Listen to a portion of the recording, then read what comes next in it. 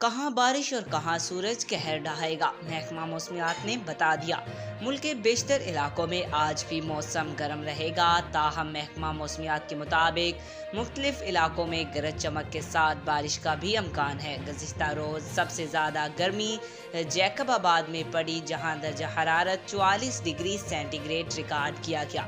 महकमा मौसमियात के मुताबिक आज बलाई खैबर पख्तूनख्वा, जनूबी पंजाब, शुमाल मशरकी और जनूबी बलोचिस्तान, बलाई वस्ती सिंध, गिलगित बल्तिस्तान और कश्मीर में गरज चमक के साथ बारिश का अमकान है। गुज़िश्ता रोज़ दादू सियोन में तूफ़ानी हवाओं के साथ बारिश हुई। कोट ऊद में बारिश के दौरान आसमानी बिजली गिरने से एक शख्स जा बहाक और एक ज़ख्मी हो गया। बलोचिस्तान के इलाके बेला, ओथल और किनराज में तूफ़ानी बारिश से नशेबी इलाके ज़ेरे आब आ गए। खैबर पख्तूनख्वा के इलाके हंगो और कज़ी में भी 3 रोज़ से वक्फे से बारिश का सिलसिला जारी है। आज तक के लिए इतना ही। मज़ीद ऐसी मालूमाती वीडियो देखने के लिए हमारे चैनल को सब्सक्राइब करें।